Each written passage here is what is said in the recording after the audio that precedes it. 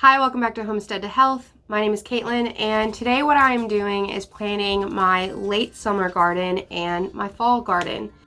So here in front of me, I have my seed collection, well, one of them, and I have a couple of seed packets in front of me, as well as some new seeds I got today, and a couple of questions I have to ask myself. So whenever I'm planting a garden, there are a couple of questions I like to ask myself, and I ask this of myself every single season that I'm planning for. Now, this is my second year and really my first year giving a true try to gardening. So I'm still a novice. There's a lot I have to learn. But last year was kind of my practice run, and I planted technically just late summer, and that's it. And I used all of my spare time to really think, plan, and desire another garden for the fall, and then maybe some like overwintering, because I'm here in Texas, and I'm 8A, I think, is my zone, and we stay pretty warm. I have a friend down in Houston. I'm from the Galveston area, and I have a friend down in Houston who she is able to overwinter her peppers, and she usually has her peppers last about 3 years, she said, and I think that that is awesome. And I'm just a zone up from them, and so I'm going to be trying to grow a lot through this winter. So my fall garden is going to have a lot of things packed into it. But before I get into that, and before I detail any of that, I want to ask you these 4 questions in hopes that whenever you're planning your own garden, that maybe this gives you a little bit of clarity, because it's been very helpful for me. So the first thing you got to ask yourself, no matter what season you're planting for, like I'm planting late summer, and then I'm also planting my fall. But whenever you're planting these things, you got to look at what is typically grown in those seasons. I know that's kind of obvious, but also don't care about it. I'm still growing cabbage that's supposed to be for winter and early spring and stuff like that. I'm still growing that right now in my garden, and it's the middle of June. Actually, the end of June. It's almost July. And so where there's rules, of course, to follow as far as like when you should grow things, the big question to me is, what do you want to grow? So for me, my late summer things that I would like to grow, I would like to start a new thing of cucumbers. Now, these are the Dutch yellow cucumbers that I'm growing, and I'm not getting a lot off of them. I'm also not getting very many pickling cucumbers as of yet. And I remember last year, even at this time, where I had planted 2 or 3 weeks ago, I was already bringing in a lot of cucumbers. I'm not having very much luck this year, so I would like to replant cucumbers. Squash bugs have annihilated my spring squashes. I think I've gotten only a handful of them today, or to date. These are all of the squash plants that squash bugs have had.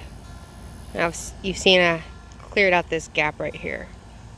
I've got a video coming out soon. As soon as I've done sufficient research on the topic, I'm going to be putting out a video on squash bugs, so look forward to that. But yeah, my squash and my pumpkins and things like that, they have very much been very unsuccessful up to this point. And so I would like to start that again in the late summer, as well as some new tomatoes. Speaking of videos to come, I'm going to have a video put out probably this week to show y'all how I extended my tomatoes. Even last year, as a novice first-time gardener, I extend my tomato season off the same plant from the very beginning until the very end. And so I'm going to put a video out later this week detailing how I get the same tomato plant to keep producing year-round. So I look forward to a video here soon detailing how I managed to get my tomatoes to produce all year for me. All year being all the season. But I have some new tomatoes coming out. Not only am I going to stretch out the tomatoes that I have now, but I'm also going to be growing some Amish paste tomatoes, some striped Roman tomatoes, because I can't grow anything not fun, Barry's Crazy Cherry. Now look at that. Whenever I saw that there is a yellow cherry cluster right here, like this, I was like, oh buddy, that's going in my garden. I was so happy. And then this is called Thornburn's Terracotta. Now this is said to be really, really good. This is a very large tomato, or it's supposed to be. Eye-catching slicer with an out-of-this-world flavor. I got this not only because it says it's supposed to be really yummy, but also Thornburn reminds me of the wild thornberries from Nickelodeon, and I'm about that life. moving on. So there are a few other things that I would like to try in my late summer garden. Things mostly like the tomatoes and maybe perhaps some herbs and things like that, and the cucumbers. I don't really have a whole heck of a lot coming out in late summer just because my garden should be producing all summer, and by the time it peters out, it'll be my fall garden. Which brings me to what I want to grow in my fall garden, which is my root vegetables. These are things like radishes and beets and things like that, carrots and potatoes. I also want to grow herbs. So I don't know if you know this, but cilantro grows best in cool seasons. And I also have sage here, which I have never had luck during the heat of Texas. And so I want to try this in my fall garden. Probably some of the most exciting things for me in the fall garden. Now, I love to eat my greens. I love greens. One of my standout childhood memories, I was like 11 or 12, and I went to go to a small cafe with my dad. And it was lunchtime, and we both ordered mustard greens, I think they were, and asked for the pepper sauce that goes on them and stuff. And the waitress, she was so sweet, and she was talking to my dad, and she's like, "Randy, this is so surprising. You know, she eats her greens, and that's so good." And I remember getting complimented on that. I've always been a good eater, but you know, of course. So yeah, I'm excited about my leafy greens, and I want to point out a couple of the ones that I'm most excited about. This right here is called tatsoi. Now, tatsoi is my all-time favorite, and the reason is honestly the flavor is very reminiscent of like the skin of a cucumber, like that bitterness to it, but not in a like a mushy bitter kind of way. This leaf here, it really withholds its smooth, very crisp texture even after you boil it and stuff. It just goes down easy. It doesn't have the same kind of like furriness that spinach has. And this has been the best spinach replacer. I put it in soups. I cook it by itself, sauteed with mushrooms. It is so good. I can't recommend it enough. It makes me nervous. And I'm also excited for scarlet kale. Purple is my absolute favorite color, and I need to grow this. I'm also excited for the dazzling blue kale, just because it's beautiful, the Georgia collards because I like my greens, and the mustard seeds, and because I like mustard. Now, listen, honestly, I'm showing my ignorance here. I don't know if you make mustard that you eat with the same mustard seed that comes from mustard greens. I don't know that. I'm sure I'll Google it after this and feel really silly, but I'm going to go ahead and include this. I don't know everything. This does not look like it makes mustard. I am excited for the mustard greens. That story with my dad wouldn't be the same if I didn't love them. And so, excited for that as well. And then I've just got a lot of beautiful beets. I've got beautiful carrots that I can't wait to grow. My girls love carrots. But I'm also really excited to grow frost-tolerant plants because, like I said with my friend who grows her peppers year-round, I think if the zone down is warm enough for that, then these frost-tolerant plants should be okay over winter. So Brassicas is a family of plant, and it's I think it's called a genus, and that is your broccoli, your cabbage, your Brussels sprouts, your kale, things like that. Those are going to be your brassicas, and they are said to grow really well in cool weather. In fact, them and carrots are supposed to be sweeter if they experience a little bit of a frost. And so I'm looking forward to that, as well as peas, my onions, my garlic, those things you have to plant in the fall, as well as bulbs for flowers.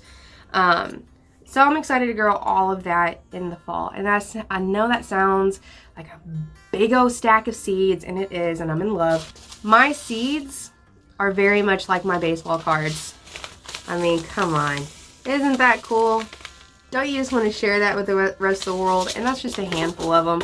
And I still have another box up there in the corner. Let's move on to the second question. What do I have / what do I need? So my seeds are here for a very purposeful reason. It's to see not only what inspires me to be like, oh, I definitely want to grow that this year, or I missed out on growing that, I want to do it again, but it's also to make sure that I can fill in any holes. So I want to grow question number 1. I want to grow onions and garlic and more potatoes because my first time was not very great. And so I need these things, and so I need to write these things down so that I have a continuous shopping list. So for days like today, whenever I'm at the feed store, if I happen to see what I need, I can grab it while I'm there. Because I don't know about the experience that you've had, but this year trying to find chickens and trying to find seeds online has been kind of hectic. So I just wanted to make sure I was very well prepared. So this brings us to our third question, which is, what are your gardening goals? I've been discussing a lot here recently with my husband Richard what my garden goals look like, and to kind of nicely package them together, I would like to bring fresh food into my home every single day, year round. Whether it's goat's milk and eggs, or it's fresh vegetables or fruit, that's my goal. I want to be able to do that. Which brings me to my garden goals. I really want to have 4 plantings a year. I want to have early spring, early summer, late summer, and fall, which I will hopefully be able to roll into winter, as I said a second ago. Part of this being self-sufficient, part of having this food coming constantly and things like that, I want to be able to have enough to not only be able to feed my own family, to can most of this food or some of this food so that I can have it when the days are a little dry. I'm not bringing things in quite as much or whatever. I want to be able to fill our table full of these canned goods and stuff, and so I want to be able to do that. But I also would like to give some away. I would like to bless my friends, bless my family with some fresh produce and or some canned items that I make. So those are my garden goals: to have 4 plantings a year, to can items, to give items away, and to have fresh food come into my home every single day. And I think that those are not only wonderful goals, of course, pat myself on the back, and all of that will come to pass, but there's a 4th question here that is really important to consider, and it is, what is your space like that you're going to be trying to transition into? And that is my cue to go outside. Well, I was coming out to see how much space I had for my late summer and fall garden, but chores caught me, and so did dinner. But I'm back at it, man. Here we are. You don't know any different. Aren't these gorgeous? Now, sunflowers don't really have a smell to them, but they definitely have some kind of magic to them. They're just absolutely precious, man. I love these. I will never not grow sunflowers ever again. And these are awesome because my chickens pooped them out, but we're not here because of that. We're here because of garden plantings. So my squash bed is fried. You know, the squash bugs, they came out, they killed most of it. And squash bugs have very weird habits, but I feel like I will have way more success planting more squash this week, and that'll kind of roll over into my late summer garden and the harvest and things from that. But my gourd behind me, this monster, this is really starting to take off, and I bet it's going to do great. But this is not a garden tour. So I'm going to flip you around and I'm going to show you what I think might happen as far as fall gardens go.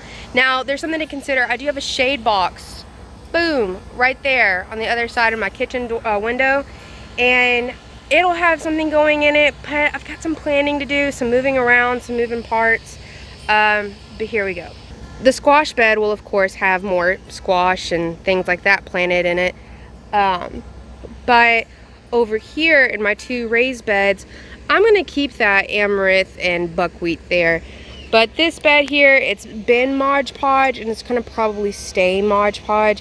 Here on the end, I have some daikon radishes that are going to seed for me, and that's beautiful and that's great. But I'm actually going to be doing that again. This will be another radish bed. You can see that I have chickens walking through the back of it, so I'll probably have to figure out a way to keep it a little chicken proof.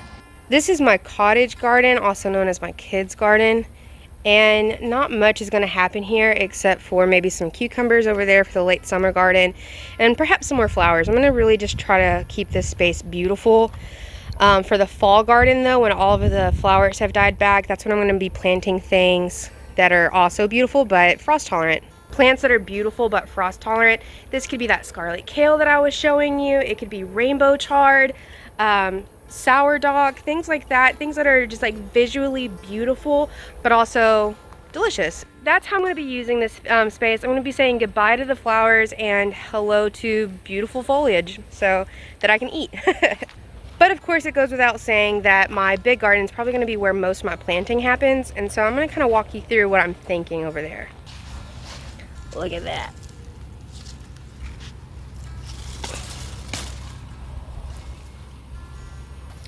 Be amazed, world, and watch as I bite into this lemon cuke as if it's an apple. It's so good. It's like the best cucumber I've ever had. I'm gonna try very hard not to eat on this the entire time because of the noise associated with it. But lemon cukes are really, really, really good. And the great thing about them is that these should produce all summer long for me. They should just keep going, keep producing. When I first came out here, there was a giant cloud and now it's left, and so it's steamy hot. But let's look around. My peppers, especially the ones down here, which I've been fertilizing and trying to actually get grow, they're gonna probably end up producing for me all summer long with no issue. And I'm going to try to lift up and overwinter some in a greenhouse. So for the late summertime, I'm gonna be planting some more beans, both on the fence line and in the bean beds. But moving forward to the fall garden, I'm gonna be planting peas. Peas do better where it's cool.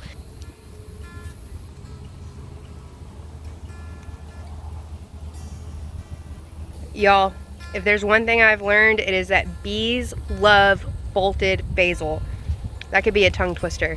But I keep forgetting I'm not out here for a garden tour and I want to show y'all everything already, but that can wait. So yes, there's space over here in front of me that tomatoes could go. There might be some tomatoes that I really don't care for all that much that I'll be replacing, but there's a space here in front of me where I had planted all of my orange okra, and this little rabbit came through, wiped out most of it, and so I have this big blank spot, which yes, I will be filling in with even more okra, but there will still be space after that, and so I think that's what I'm going to do, is I'm going to fill that space in with tomatoes. Exhibit A. See? Lots of space for extra okra. These seem to have survived, knock on wood, and so I think I would fill in more to this point, and then I've got all of that to fill in. And then these sunflowers, as gorgeous and hello happy as they are,